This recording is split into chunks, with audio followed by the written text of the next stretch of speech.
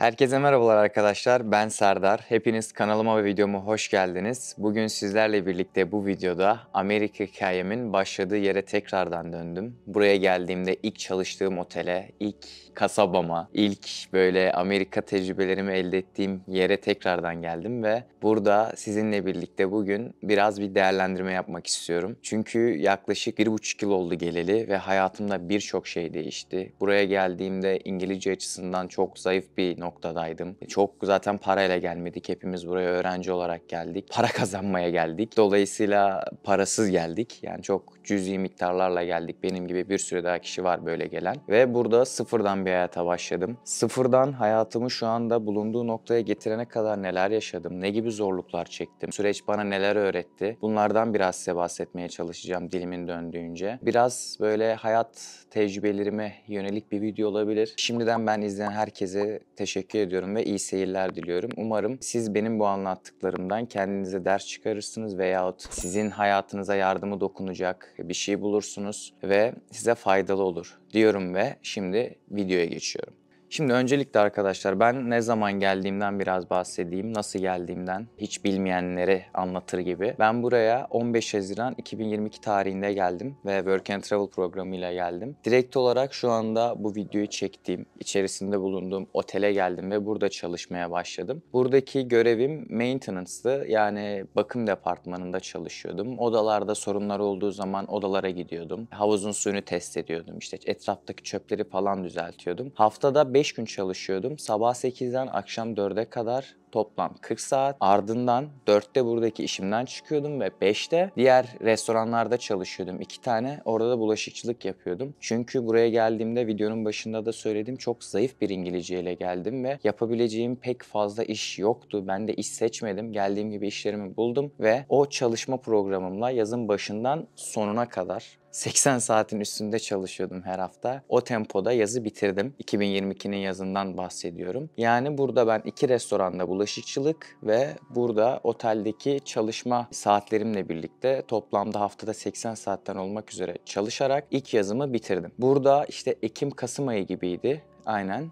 Otelin artık işleri tamamen neredeyse durma noktasına geldi. Çünkü yaşadığım kasaba benim yazlık bir kasabaydı ve yazın sezon oluyordu. Yazdan sonra işte kışa yaklaştıkça işler düşüyor ve artık müşteri olmuyordu. Şu anda da zaten Kasım'ın ortasındayız ve ben buradayım. Otel bomboş. Araba yok kapıda. Müşteri olduğunu sanmıyorum. Varsa da birkaç tanedir. İşte bu aylar geldiğinde geçen yıl Ekim-Kasım ayı gibi ben bu otelde yaşıyordum ve buradan yaşadığım kasabaya taşındım. Yani zaten burada o kasabanın içinde ancak bura biraz daha dışında kalıyor diyelim. Buradan 2 kilometre, 2,5 kilometre falan tam merkezi. Orada bir restoran vardı. Ben oraya gittim. Orada çalışıyordum zaten. Restoranın sağladığı konaklamayı kullanarak hem orada çalıştım hem orada yaşadım. Ta ki Ekim ayına kadar yani yaklaşık 2,5 ay öncesine kadar. Daha sonrasından da Boston'a taşındım. Peki kışın ben burada ne yaptım? Diğer farklı büyük şehirlere gitmek istemedim arkadaşlar. Ben şu anda Massachusetts eyaletinde bulunan Cape Cod, bir tane Cape Cod burnu var. Boston'a 2 saat uzaklıkta bulunan Provincetown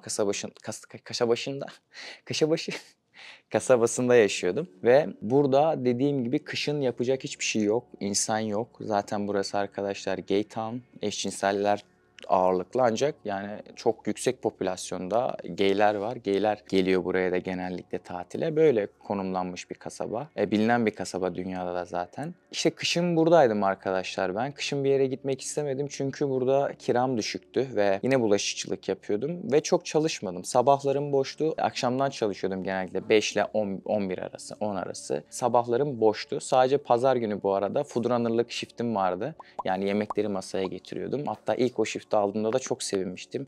İlk bahşişimi ben buraya geldikten 4 ay sonra falan kazandım arkadaşlar. Çünkü yaptığım işlerde bahşiş almadığım işlerdi. Sadece saatlik ücret olan işlerdi ki Amerika'da eğer yaşıyorsanız kesinlikle bahşiş kazanabileceğiniz işlere gidin. Çünkü diğer türlü siz burada saatlik olarak çalıştığınız zaman burada en fazla saatlik ücretinizi alabilirsiniz. Ancak bir garson olarak çalıştığınız zaman evet saatlik ücretiniz belki 5-6 dolara, 7 dolara, 8 dolara gelecek. Ancak alacağınız bahşişi saatlik ücretinize eklediğiniz zaman bu ücret 30 dolar, 40 dolar, 50 dolar, 60 dolar. Yani ne kadar güzel restoranlarda çalışırsanız saatte kazanacağınız para da o kadar yukarı çıkacaktır. Dolayısıyla Amerika'ya yeni geldiyseniz ve İngilizceniz de iyiyse kesinlikle para kazanmak için garsonluk işlerine yönelebilirsiniz. Bahşiş alabileceğiniz, tip alabileceğiniz işlere yönelebilirsiniz. Diğer türlü saatlik ücretle kazanacağınız paranın limiti bellidir. Üstüne çıkamazsınız. Haftada 150 saatten fazla çalışamazsınız. Ne kadar kazanabilirsiniz? Ancak diğer türlü yani saatlik ücretinizi gerçekten çok yüksek rakamlara çıkarabilirsiniz. Yalandan yere gelip burada aynı saati, aynı emeği verip amelilik yapıp, kusura bakmayın amelilik diyorum ama gerçekten öyle. Eğer ki aynı emeği verip hatta daha azını verip daha fazla para kazanabileceğiniz bir yer varsa siz gidip de saatlik ücreti düşük bir yerde niye çalışacaksınız ki? Niye yalandan yere amelilik yapacaksınız? 15 dolara çalışacağınıza 2 saat çalışacaksınız. 30 dolar yapacak. Gideceksiniz diğer farklı bir restoranda garson olacaksınız. 30-40 dolar kazanacaksınız bir saatte. Yani yalandan yere en değerli varlıklarımızdan biri olan, hatta en değerlisi olan zamanımızı harcamamış olacağız böylelikle. Dolayısıyla yapacağınız işlere çok dikkat edin arkadaşlar. Ben geçen kış burada kaldım. Burada kalma sebeplerimden biri kiramın düşük olmasıydı ve İngilizce olarak hazır değildim başka büyük şehirlere taşınmaya. Tabii ki taşınabilirdim. Tabii ki mücadele edebilirdim. Ancak ben dedim ki ben eğer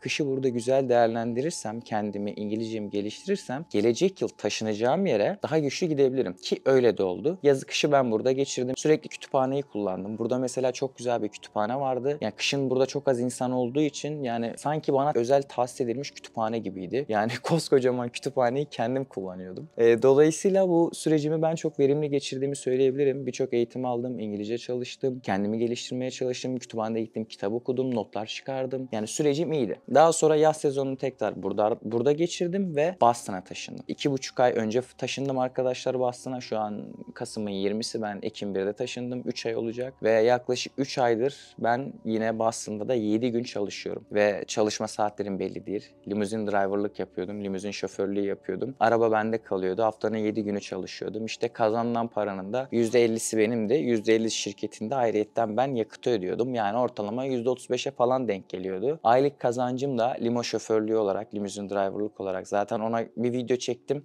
2-3 gün önce. Onu da paylaşacağım gibi. Ama özetle bu videoda limuzin şoförlüğü ile ilgili şunu diyebilirim. Benim çalıştığım şirkette araba sizde kalıyordu, yani bizde kalıyordu ve haftanın 7 günü çalışıyorduk. Ancak burada şöyle bir kötü bir nokta var. Çalışma saatleriniz belli değil. Yani adamlar size saat gece 2'de de iş verebilir, 3'te de iş verebilir. İlk işini sabah 8'de, son işini gece 12'de de verebilir. Yani böyle düzensiz çalışıyordunuz. İşte müşteriyi havaalanından alıyorsunuz. Gidiyorsunuz, gideceği yere bırakıyorsunuz. Onu bıraktıktan sonra öbür müşteri ne bileyim şehir merkezinde. Şehir merkezinden alıyorsun, havaalanına bırakıyorsun. Boston'dan New York'a gittiğim çok oluyordu benim mesela. Yani böyle sürekli arabanın içinde bir hayat yaşıyor gibisiniz. Herhangi bir özel hayatınız kesinlikle olmuyor. Hadi desiniz ki ben arkadaşlarımla oturayım, bir plan yapayım, bir yere gidelim. Oturduğunuz zaman pat diye şirket sana bir iş yolladığı zaman ne yapacaksın?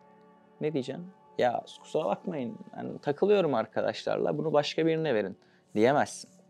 Çünkü çalışıyorsun ve sözleşme yapmıyorsun da öyle konuşup giriyorsun işte, yani her an iş yollayabilirler. Ancak parası fena değildi arkadaşlar. Yani gerçekten kazanılan para haftalık ortalama, yani yakıtı falan çıktıktan sonra 1000-1500 dolar arası bırakır. Bu da ayda ne yapar? 4000 ile 6000 dolar ortalama bir kazanç söyleyeceksek. Tam bir kazanç söyleyemem çünkü her hafta işler aynı olmuyordu. Bir hafta 25-30 müşteri taşıyordum. Onun önceki hafta 15 taşıyordum. Bir hafta 10 taşıyordum. Bir hafta 35 belki de. 35 olunca çok inanılmaz yoğun olması lazım bu arada. Dolayısıyla haftalık kazançlar değişiyordu. Ortalama 4 ile 6000 dolar arası aylık kazancı vardı. Ancak ben o çalışma shiftiyle birlikte her yerde o kazancı sağlayabilirim. Ki yeni bir iş buldum. Şimdi yine restoranda çalışmaya başlayacağım. Çalışma saatlerim belli. Daha az çalışacağım. Sabahlarım yine boş olacak. Neredeyse, tabii o kadar para yapmayacağım da neredeyse o paraya yakın bir para yapacağım. Şimdi bakın burada en başta ne dedim? Çalışacağınız iş çok önemli arkadaşlar. Çünkü emek aynı emek. Vereceğimiz hizmet aynı hizmet. Bir yerde araba süreceğim, bir yerde garsonluk yapacağım. Ama kazandığım para daha fazla. Veya verdiğin saat daha az, kazandığım para daha fazla. Ne dedim? Ben haftanın 7 günü çalışıyordum. Şimdi bir restoranda haftanın 5 günü çalışacağım.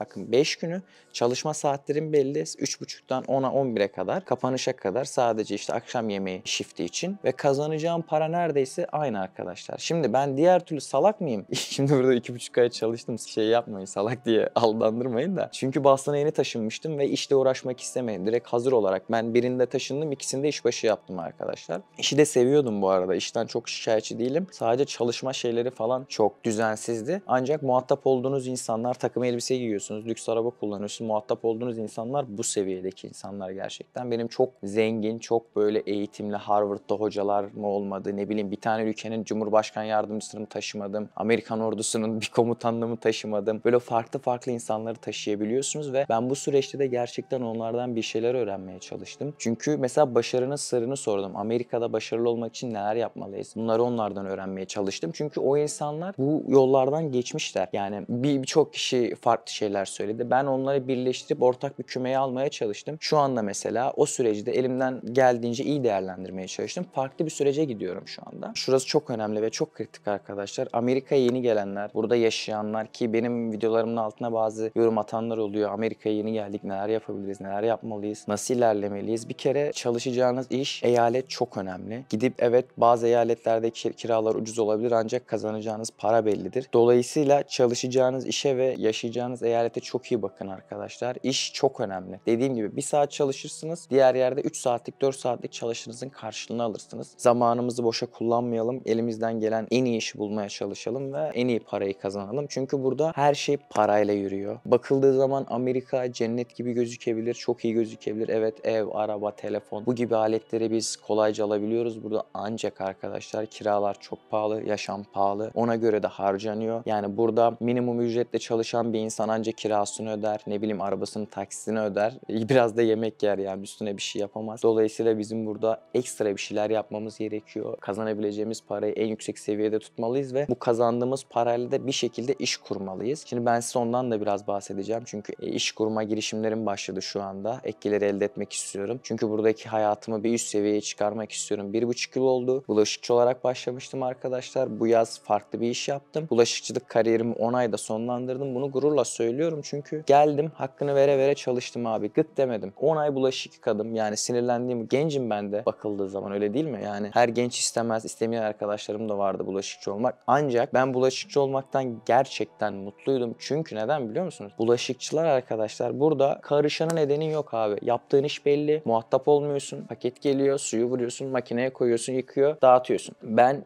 yemin ediyorum arkadaşlar, bir tane Beats kulaklığım vardı şöyle. Onu takıyordum, videoyu açıyordum telefondan. Sinan Hoca'yı çok dinlemişimdir. Yani kendimi nasıl geliştirebilirsem sesli kitapta dinledim, birçok videoda izledim. O zamanı bile ben artıya kullanmaya çalıştım. Çünkü biz şu anda 20'li yaşlardayız ve bugün geleceğimizi inşa ediyoruz. Bugün yaptıklarımız gelecekte karşımıza bizim çıkacak. Dolayısıyla ben şu anda Amerika'da tamamıyla çok çalışmak değil de, evet yazın çok çalıştım, Boston'a taşındım da çok çalıştım. Ancak şu anda ben bir dil okuluna başlayacağım Ocak ayında. Ardından Haziran'a kadar dil eğitimi alacağım. Tabii ki bir yandan çalışacağım ve bir yandan ek gelir oluşturabileceğim bir işe giriyorum. Hatta hemen spoiler da vereyim. Amazon'a giriyorum arkadaşlar. Amazon'da satış yapmaya çalışacağım. Şu an bir eğitim satın aldım. Onu izliyorum. Zaten daha öncesinden de bazı konularda bilgim vardı. Bilgime bilgi katıp çok sağlam bir şekilde Amazon'a girmeyi planlıyorum ve büyük hedeflerle giriyorum. Amazon sadece benim için bir adım. Oradan yaratacağım ek gelirle birlikte, ki güzel ek geliri bırakın, bu tam zamanlı bir iş dahi olabilir. Ancak benim mentalitemde ben çok daha büyük işler yapmak istiyorum. Amazon'dan evet 10 bin dolar, 20 bin dolar uzun vadede biraz kazanabilirsin. Yatırdığın paranın karşılığını alıyorsun zaten sattığın ürünlere nazaran.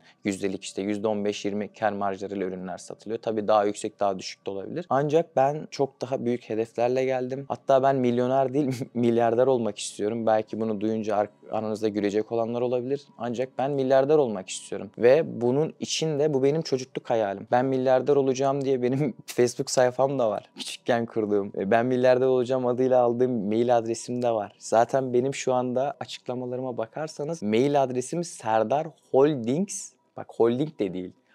Serdar Holding, sonunda bir S var. Ne demekse İngilizce'de? Holdings, yani holdingler @gmail.com.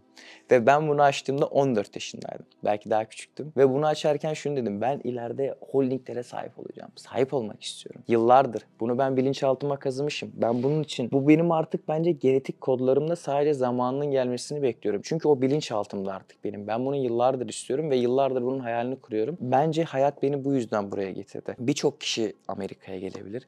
Birçok kişi burada yaşayabilir. Birçok kişi başarılı olabilir. Ancak ben buraya geldiğimde büyük hedeflerle geldim ve buna göre ilerliyorum ve başarılı olacağım. Bunu istiyorum ve elde edeceğim. Eğer bir insan bir şey istiyorsa ve bunu hayatına yansıtırsa, bunu gerçekten hayatıyla bir bütün şekilde yaşarsa, onun karşılığını alacağı neredeyse kesindir arkadaşlar. Benim mentalitem bu şekilde. Ben böyle ilerliyorum. Evet, 1,5 yıl oldu. Şu anda çok çok çok güzel yollar kat ettiğimi söyleyebilirim. Çok çok güzel işler yaptım.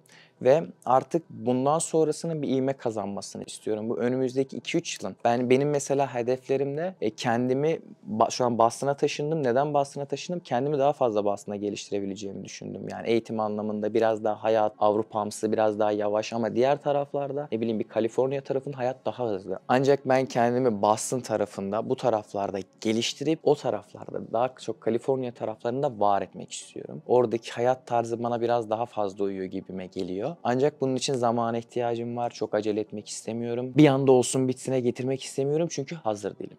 Aslında hazırım. Ancak tamamıyla hazır olmam için benim kendim için yapmam gerekenler var. Mesela dil. Dil problemi hala yaşıyorum. 1,5 yıl oldu geldiğimde, ben hatırlıyorum. Geldiğinde konuşamadım arkadaşlar. Google Translate'ten bana çeviriyorlardı. Öyle anlıyordum. Şu anda geldim mesela. Ziyaret ettim burada. Müdür vardı sadece. Bu kadının yüzüne hiçbir şey diyemiyorum. Şu an gayet 10-15 dakika konuştuk. Akıcı bir şekilde konuşabiliyorum. Gelişti İngilizcem. Ancak hala yeterli değil. Ben burada evet tabii ki aksanım olacak. Ancak grameri kusursuz kullanmalıyım. Hata yapmamalıyım. Tabii ki hata yapabilirim ancak yapmak istemiyorum. Bunun için de ben bir eğitim almam gerekiyor ve dil okuluna başlayacağım yaza kadar. Bazı planlarım var. 6 ay boyunca dil eğitimi alacağım. Yazın tekrar buraya gelebilirim çalışmak için. Yani arkadaşlar, özetle açıklama yapmak istedim. Yani buraya kadar da gelmişken, başladığım noktaya dönmüşken video kayda alayım dedim ve sürecimden biraz bahsedeyim dedim. Güzel gidiyor özetle. Çok da fazla zamanınızı almayayım. Zaten artık yeni short videolar çıktığı için çok izlenmiyor gibi. Ancak izleyen de izliyor. Birçok kişi var sonuna kadar izleyen. Bazıları az izliyor, yarısını izliyor ama izliyorlar. Bu söylediklerimden çıkarabileceklerinizi çıkarın arkadaşlar. Benim hayatım güzel ilerliyor. Bir hedefiniz olduğu sürece savrulmamanız lazım. Ne demek savrulmak? Ne demek savrulmamalıyız? Arkadaşlar, Amerika'da sadece 50 tane eyalet var. Öyle değil mi? Bir eyalette saat 10 iken diğerinde saat 7. 3 saat, 4 saat fark olan yerler var. Yani bura ayrı bir dünya, ayrı bir ülkeler gibi. Ülkeler topluluğu. Hatta ben şirketler topluluğu diyorum buraya. Çünkü Amerika kapitalist bir ülke ve parayla yönetiliyor. Burada bulunan eyaletlerde şirket gibi. En başta federale bağlılar. Şimdi burada arkadaşlar, seçimlerinizi iyi yapıp kararlarınızı iyi almanız gerekiyor. Çünkü çok fazla seçeneğiniz olduğu için, New York'ta da yaşarsın, Boston'da da, San Diego'da da, ne bileyim Chicago'da, her yerde yaşarsın. Bir sürü yer var. Çok fazla seçeneğiniz olduğu için ve her şeyi neredeyse satın alabileceğiniz için, bir telefon, bir araba almak istesen, sıfır araba alsan 2023 model bir Camry 35 bin dolar mesela. Arabaya 3 bin 4 bin dolar down payment, ön ödeme veriyorsun. Ayda 300-400 dolar arabayı alıyorsun, arabayı alırsın. Telefonu zaten alırsın. İster nakit ister faturanın üstüne ucuz fiyatlarla alabilirsin. Ancak işte ne alıp ne almayacağımıza, parayı neye harcayıp harcamayacağımıza, bunlara çok iyi karar vermemiz gerekiyor. Bakıldığı zaman 20 dolar, 30 dolar, 100 dolar bir şey değil. 5 saatte, 6 saatte, 3 saatte çalışarak kazanırsın. Ancak 100 dolar, 30 dolar, 20 dolar, 50 dolar hop ay sonunda yaparsan 500 dolar, 600 dolar. Burada senin 600 dolar ayda kenara koyman demek, senin bir yılda 10 bin dolara yakın paranın olması demek. Yani burada insanlar çalışıyor ama birçok kişinin hesabında 10 bin dolar dahi yok. Buna Amerikalılar da dahil. Öyle değil mi? Çünkü kazanıyorsun, giderler fazla, kenara para koyamıyorsun. Tabii zenginleri bir şeyin içinde tutuyorum burada. Ancak biz eğer savrulmazsak, neyi neden yaptığımızı bilirsek, ne kadar para geliyor, ne kadar gidiyor, ben bu parayı nasıl kullanabilirim, bunları işin içine katarsak biz güzel bir şekilde ilerleriz. Ben de böyle oldu. Ben güzel bir şekilde ilerlediğimi düşünüyorum. Maddi sıkıntılar çektim mi? çektim, çekiyorum da. Sebebi ise benim sebeplerim biraz daha farklı. Çünkü Türkiye'de ben aileme destek çıkıyorum biraz. Ev aldıkları için kız kardeşim üniversite sınavına hazırlanıyor. Dolayısıyla özel bir kursa gidiyor. Onun ücreti var. Onu ben ödemeye çalışıyorum. Ayrıyetten sorumluluklarım var. Sıkıntı yok. Bunlar beni güçlendiriyor. Yani şunu demeye çalışıyorum. Ben sadece kendim için değil, ailem için, arkadaşlarım için de diyebilirim. Çünkü ben burada kendimi var ettiğimde onlar da benden yararlanacak. Ben aynı Acun gibi şu andan kemik kadroyu kurmaya çalışıyorum. Çünkü yarın öbür gün büyük noktalara geldiğimizde bizim ihtiyacımız olacak en önemli şey nedir? Para mıdır? Parayı yapabiliriz. Nedir biliyor musunuz arkadaşlar? Kesinlikle yanınızda çalıştırdığınız insanlar, birlikte yol yürüdüğünüz insanlar. Çünkü birlikte yol yürüdüğünüz insanlar, iyi insanlar, güvendiğiniz insanlar olursa hiç arkanıza bakmanıza gerek yok. Onlar sizden yeri gelir 1 ay para istemez, 2 ay para istemez. Onlar sizin yaptığınız işi kendi işleri gibi sahiplenir. Neden? Çünkü sizsiniz. Onlar sizsiniz, siz onlarsınız. Birlikte var ediyorsunuz kendinizi. Tabii ki bu ne demek değildir ki? Sokaktan birini buldunuz, hop aldınız onu. İşte en iyi arkadaşım, ben senin için kendimi var edeceğim. Yok öyle bir şey. Ben sosyal bir insanım. Çok fazla arkadaşım var çevremde. Çok fazla oldu. Instagram'da takip ettiğim kişi 1200, tanımadığım bir 5-10 bin kişi daha vardır yani. Bunları tanıdığım için takip ediyorum. Ancak ben şunu söyleyebilirim. Benim birlikte yol yürüyeceğim kişi şu anda 4 kişi. 4, 5 de değil yani şu an için. 4 kişi.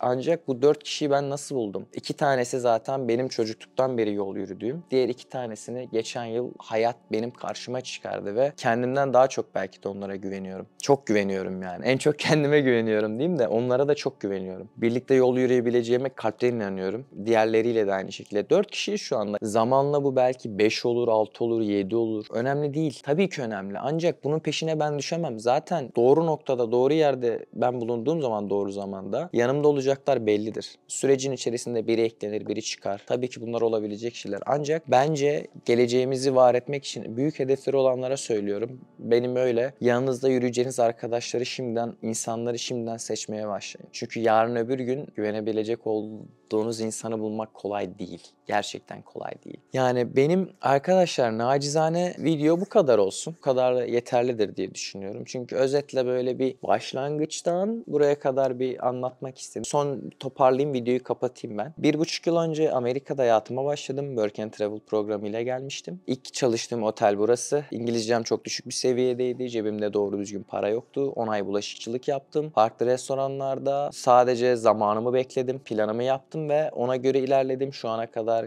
her şey güzel gidiyor. Daha da güzel olacağına eminim. Ve daha güzel olması için elimden geleni yapacağım. Büyük hedeflerim var. Büyük hedeflerle geldim. Herkesin Allah gönlüne göre versin arkadaşlar. Umarım hepiniz hayallerinize ulaşırsınız. Ancak hiçbir bedel ödenmeden karşılığı alınmaz. O yüzden bedelini ödememiz gerekiyor. Belki bedeli çok daha ucuzdur istediğimiz şeylerden, ancak bedeli ödemeden olmayacak. Ben de bu bedeli ödemeye hazırım. Umarım hayat hepinize iyi davranır arkadaşlar. Ben buraya kadar izleyen herkese teşekkür ediyorum. Umarım eğlenmişsinizdir. Umarım bir şeyler katabilmişimdir. Lütfen videomu beğenip kanalıma abone olup yorum yapmayı da unutmayın arkadaşlar. Hepinize sevgilerimi, saygılarımı iletiyorum. Hepiniz esen kalın. Bay bay.